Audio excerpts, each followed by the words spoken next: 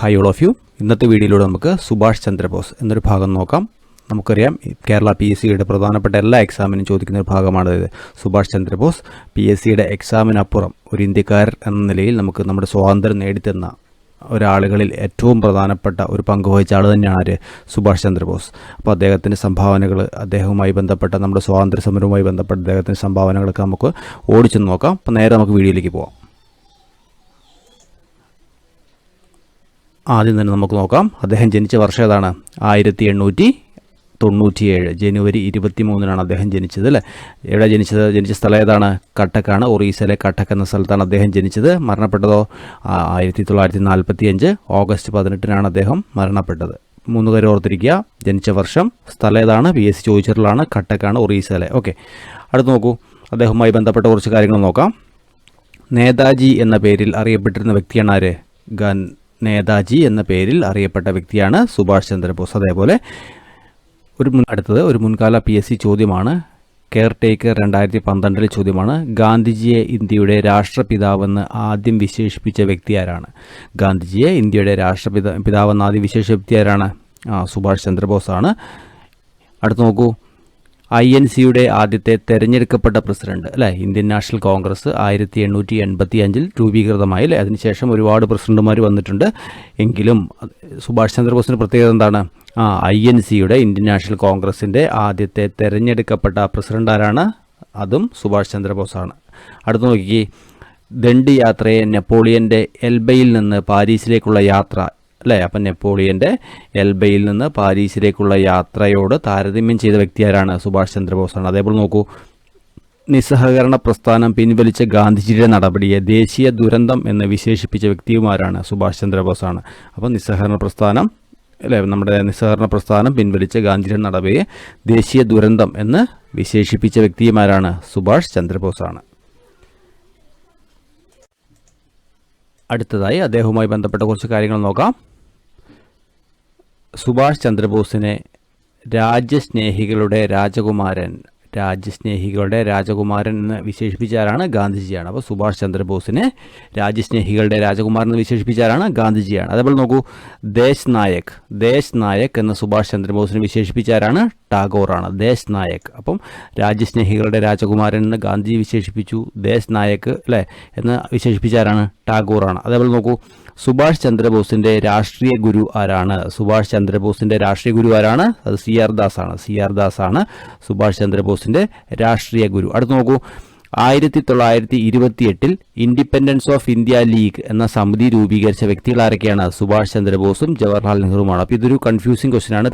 ഒരു 5 മിനിറ്റ് കഴിയുമ്പോൾ നമുക്ക് മനസ്സിലാവും എന്താണ് കൺഫ്യൂസിങ് ഫാക്റ്റ് എന്ന് ഞാൻ പറഞ്ഞുതരാം. അപ്പം 1928 ഇൻഡിപെൻഡൻസ് ഓഫ് ഇന്ത്യ ലീഗ് എന്ന സമിതി രൂപീകരിച്ച ആരൊക്കെയാണ്? സുഭാഷ് ചന്ദ്രബോസും ജവഹർലാൽ നെഹ്റുവുമാണ്. ഓക്കെ ആണല്ലോ. അടുത്ത് നോക്കി, സുഭാഷ് ചന്ദ്രബോസ് കൊൽക്കത്ത മേയറായ വർഷം 1930-31. സുഭാഷ് ചന്ദ്രബോസ് കൊൽക്കത്ത മേയറായതെന്നാണ് 1930-31. അടുത്ത് നോക്കി, സുഭാഷ് ചന്ദ്രബോസ് ആദ്യമായി INC പ്രസിഡന്റായ വർഷം 38. ഏത് സമ്മേളനത്തിലാണ്? ഹരിപുര സമ്മേളനം. അപ്പം ഹരിപുര സമ്മേളനത്തിലാണ് സുഭാഷ് ചന്ദ്രബോസ് ആദ്യമായിട്ട് INCയുടെ പ്രസിഡന്റായത്. ഇനി അടുത്തതാണ് ഇമ്പോർട്ടൻറ്റ് ക്വസ്റ്റ്യൻ, നമ്മൾ നേരത്തെ ഡിസ്കസ് ചെയ്താണ്. സുഭാഷ് ചന്ദ്രബോസ് INCയുടെ തെരഞ്ഞെടുക്കപ്പെട്ട പ്രസിഡന്റായ വർഷം ഏതാണ്? 1939. അത് എവിടുത്തെ സമ്മേളനമാണ്? ത്രിപുരി സമ്മേളനം. ഇമ്പോർട്ടൻ്റ് ആണ്, ചോദിക്കാൻ സാധ്യതയുണ്ട്, ശ്രദ്ധിച്ചിരുന്നോണം. അപ്പോൾ അതാണ് സുഭാഷ് ചന്ദ്രബോസ് INCയുടെ തിരഞ്ഞെടുക്കപ്പെട്ട പ്രസിഡന്റ് ആണ് എന്ന് പഠിക്കുക. അതേപോലെ എന്താണ് അത് വർഷം ഏതാണ്? 1939 പഠിക്കുക. അതേപോലെ ഏത് സമ്മേളനത്തിൽ വെച്ചിട്ടാണ് തിരഞ്ഞെടുക്കപ്പെട്ടത്? ത്രിപുരി സമ്മേളനം. അതേപോലെ നോക്കൂ, ഗാന്ധിജിയുടെ നോമിനിയായി സുഭാഷ് ചന്ദ്രബോസിനെതിരെ മത്സരിച്ച വ്യക്തിയാരാണ്? പട്ടാഭി സീതാരാമയ്യ. അപ്പം 1939 തെരഞ്ഞെടുപ്പിലൂടെയാണ് പ്രസിഡന്റിനെ തെരഞ്ഞെടുത്തത് INCയിൽ. അതിൽ സുഭാഷ് ചന്ദ്രബോസിനെതിരായിരുന്ന വ്യക്തിയാരാണ്? പട്ടാഭി സീതാരാമയ്യ. അപ്പം പട്ടാഭി സീതാരാമയ്യെ നോമിനേറ്റ് ചെയ്ത വ്യക്തിയാരാണ്?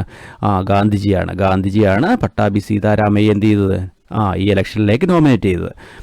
അതേപോലെ ഒരുപാട് തവണ PSC ചോദിച്ചിട്ടുള്ള ചോദ്യമാണ്, സുഭാഷ് ചന്ദ്രബോസ് രൂപീകരിച്ച പാർട്ടി ഏതാണ്? ഫോർവേഡ് ബ്ലോക്ക് ആണ്. ഏതാണ്? Forward block. അപ്പോൾ ഫോർവേഡ് ബ്ലോക്ക് രൂപീകരിച്ചത് ആരാണെന്നൊക്കെ ചോദിക്കുമ്പോഴാണ്? സുഭാഷ് ചന്ദ്രബോസ് ആണ്.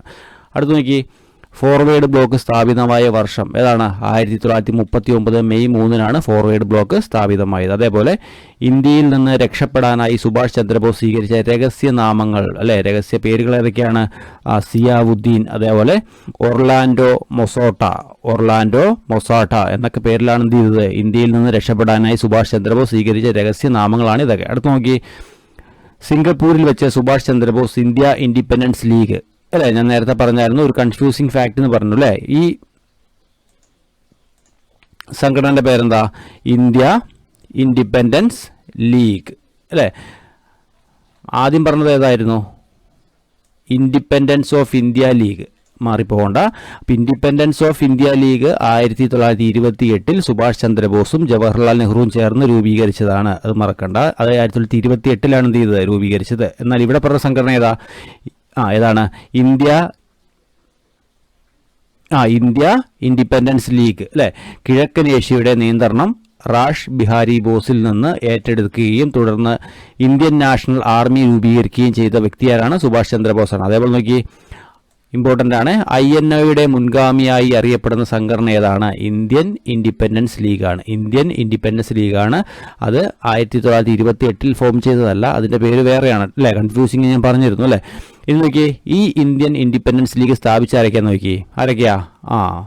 മോഹൻ സിംഗ്, അതേപോലെ റാഷ് ബിഹാരി ബോസാണ് സ്ഥാപിച്ചത്. വർഷം ഏതാണ്? 1942. ഓക്കെ, അടുത്ത് നോക്കി, എവിടെയാണ് നേതാജി സ്വതന്ത്ര ഇന്ത്യയുടെ താൽക്കാലിക ഗവൺമെൻറ്റിന് രൂപം നൽകിയത്? അതിന് പറഞ്ഞ പേരാണ് ആസാദ് ഹിന്ദ് എന്ന് പറയും. എവിടെയാണ്? അത് സിംഗപ്പൂരിലാണ് രൂപം നൽകിയത്. ഇനി ആസാദ് ഹിന്ദ് ഗവൺമെൻറ്റിനെ അംഗീകരിച്ച രാജ്യങ്ങൾ ഏതൊക്കെയാണ്? ജർമ്മനി, ഇറ്റലി, ജപ്പാനൊക്കെയാണ് സുഭാഷ് ചന്ദ്രബോസ് സിംഗപ്പൂരിൽ രൂപീകരിച്ച ആസാദി ഹിന്ദ് അല്ലേ. ആസാദ് ഹിന്ദ് എന്ന ഗവൺമെൻറ്റിനെ അനുകൂലിച്ച രാജ്യങ്ങൾ ഏതൊക്കെയാണ്? Germany, Italy, Japan. അടുത്ത് നോക്കൂ, ആസാദ് ഹിന്ദ് ഫൗജ് എന്ന സംഘടന രൂപീകരിച്ച വർഷവും 1942. PSC ഒരുപാട് ചോദിച്ചുള്ളതാണ്.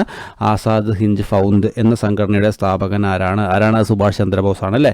അതുപോലെ നോക്കൂ, Azad Hind Fauj Indian national army എന്ന് പുനർനാമകരണം ചെയ്ത വർഷം 1943. മനസ്സിലായല്ലോ. അപ്പോൾ 1942 സുഭാഷ് ചന്ദ്രബോസ് രൂപീകരിച്ച സംഘടനയാണത് ആസാദ് ഹിന്ദ് ഫൗജ് എന്ന് പറയും. അത് 1943 അല്ലേ പുനർനാമകരണം ചെയ്തു. അതിൻ്റെ പേരാണത് ഇന്ത്യൻ നാഷണൽ ആർമി എന്ന് പറയും. ഓക്കെ ആണല്ലോ. ഇന്ത്യൻ നാഷണൽ ആർമി എന്നാണ് അതിൻ്റെ പേരാക്കിയത്. ഓക്കെ, അടുത്ത് നോക്കി,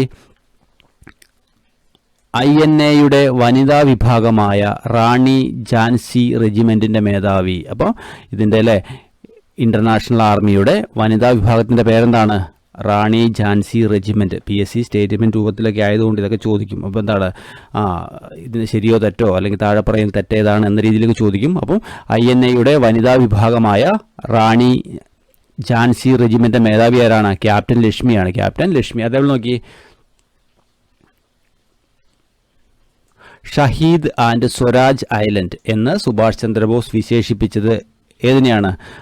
ആൻഡമാൻ നിക്കോബാർ ഐലൻഡിനെയാണ് എങ്ങനെ വിശേഷിപ്പിച്ചത്? ഷഹീദ് ആൻഡ് സ്വരാജ് ഐലൻഡ് എന്ന് സുഭാഷ് ചന്ദ്രബോസ് വിശേഷിപ്പിച്ചത്. അടുത്ത നോക്കി, ജപ്പാന്റെ കൈവശമായിരുന്ന ആൻഡമാൻ നിക്കോബാർ ദ്വീപുകൾ ആസാദ് ഹിന്ദ് ഗവൺമെൻറ്റിന് വിട്ടുകൊടുക്കാൻ തയ്യാറായ പ്രധാനമന്ത്രി ആരാണ്? അപ്പോൾ ജപ്പാന്റെ കൈവശമായിരുന്നു ഏതുണ്ടായിരുന്നത്? ആൻഡമാൻ നിക്കോബാർ ദ്വീപുകൾ അല്ലേ. അത് ആസാദ് ഹിന്ദ് ഗവൺമെൻറ്റിന് വിട്ടുകൊടുക്കാൻ തയ്യാറായ പ്രധാനമന്ത്രി ആരാണ്? ടോജോയാണ്. ടോജോ. അടുത്ത് നോക്കൂ, സുഭാഷ് ചന്ദ്രബോസിൻ്റെ പ്രശസ്ത രചനകൾ ഏതൊക്കെയാ? ലെറ്റേഴ്സ് ടു എമിലി ഷെൻഗൽ, അതേപോലെ ദി ഇന്ത്യൻ സ്ട്രഗിൾ. ഇത് രണ്ടുമാണ് അദ്ദേഹത്തിൻ്റെ പ്രധാനപ്പെട്ട കൃതികളെന്ന് പറയുക. അതേപോലെ നോക്കി, സുഭാഷ് ചന്ദ്രബോസിൻ്റെ അപൂർണമായ ആത്മകഥ ഏതാണ്? ആൻ ഇന്ത്യൻ പിൽഗ്രിമേജ് എന്നതാണ് സുഭാഷ് ചന്ദ്രബോസിൻ്റെ അപൂർണമായ ആത്മകഥയുടെ പേര്. അതേപോലെ നോക്കൂ, ഇമ്പോർട്ടൻ്റ് ആയ ചോദ്യമാണ്, വാട്ട് ഹാപ്പൻ ടു നേതാജി എന്ന പുസ്തകം രചിച്ചതാരാണ്? അനൂജ് ധർ. അതേപോലെ നോക്കി, അദ്ദേഹം മരണപ്പെട്ടത് എങ്ങനെയാണെന്ന് വ്യക്തമായ ഒരു സൂചനയില്ലെങ്കിലും അല്ലേ നമ്മൾ ഏകദേശം നമ്മൾ എന്ത് ചെയ്യുക, ഒരു പൂർണ്ണ രൂപത്തിൽ തന്നെ വിശ്വസിക്കുന്ന ഒരു കാര്യം എങ്ങനെയാണ്? തായ്വാൻ്റെ തലസ്ഥാനമായ തായ്പേയിൽ നടന്ന വിമാനാപകടത്തിൽ നേതാജി അന്തരിച്ചതായി നമ്മൾ കരുതപ്പെടുന്നു അല്ലേ. നമ്മൾ വിശ്വസിക്കുന്നത് എങ്ങനെയാണ്? എവിടെയാണ്? തായ്വാൻ്റെ തലസ്ഥാനമായ തായ്പേയിൽ നടന്ന വിമാന അപകടത്തിൽ അദ്ദേഹം എന്ത് ചെയ്തു, അന്തരിച്ചതായി നമ്മൾ കരുതുന്നു. അതേപോലെ നോക്കി, സുഭാഷ് ചന്ദ്രബോസിന്റെ തിരോധാനം അന്വേഷിച്ച കമ്മീഷൻ ഏതൊക്കെയാന്ന് നോക്കി. ഏതൊക്കെയാ? മുഖർജി കമ്മീഷൻ, ഷാനവാസ് കമ്മീഷൻ, അതേപോലെ ഖോസ്ല കമ്മീഷൻ. അപ്പം Mukherjee commission, Shanavas commission, Khosla commission, ഇവരാണ് സുഭാഷ് ചന്ദ്രബോസിന്റെ തിരോധാനം അന്വേഷിച്ച കമ്മീഷനുകൾ. നോക്കിയേ, നേതാജിയുടെ ഭൗതിക അവശിഷ്ടങ്ങൾ സൂക്ഷിച്ചിരിക്കുന്ന എവിടെയാണ്? ജപ്പാനിലെ റെങ്കോജി ക്ഷേത്രത്തിലാണ്. ജപ്പാനിലെ റെങ്കോജി ക്ഷേത്രത്തിലാണ് നേതാജിയുടെ ഭൗതികാവശിഷ്ടങ്ങൾ സൂക്ഷിച്ചിരിക്കുന്നത്. അടുത്ത് നോക്കൂ, സുഭാഷ് ചന്ദ്രബോസിന്റെ ജന്മദിനമായ ജനുവരി 23 ആചരിക്കുന്നത് എങ്ങനെയാണ്? ദേശ് പ്രേം ദിനമായി ആചരിക്കുന്നു. സുഭാഷ് ചന്ദ്രബോസിന്റെ ജന്മദിനമായ ജനുവരി 23 ദേശ് പ്രേം ദിനമായിട്ട് നമ്മൾ ആചരിക്കുന്നു അല്ലേ.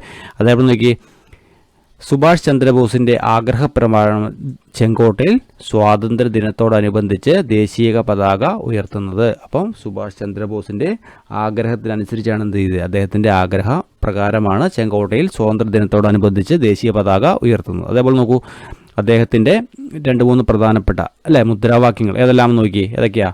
ഒന്നാമത്തത് ജയ് ഹിന്ദ്, അതേപോലെ ദില്ലി ചലോ, അതേപോലെ നോക്കിയേ, നിങ്ങൾ എനിക്ക് രക്തം തരൂ, ഞാൻ നിങ്ങൾക്ക് സ്വാതന്ത്ര്യം തരാം എന്ന് അഭിപ്രായപ്പെട്ടത് ആരാണ്? അതൊരു പ്രീവിയസ് ക്വസ്റ്റ്യൻ ആണ്. ആരാണ്? സുഭാഷ് ചന്ദ്രബോസാണ്. അപ്പോൾ ഇത്രയുമാണ് സുഭാഷ് ചന്ദ്രബോസുമായി ബന്ധപ്പെട്ട പ്രധാന വസ്തുതകൾ. അപ്പം നിങ്ങൾക്ക് വീഡിയോ ഇഷ്ടമാകുകയാണെങ്കിൽ ഒന്ന് ഷെയർ ചെയ്യണം, സബ്സ്ക്രൈബ് ചെയ്യണം, നിങ്ങൾക്ക് നിങ്ങളുടെ അഭിപ്രായം ചെയ്യണം, കമൻറ്റിലൂടെ അറിയിക്കണം. Okay, thank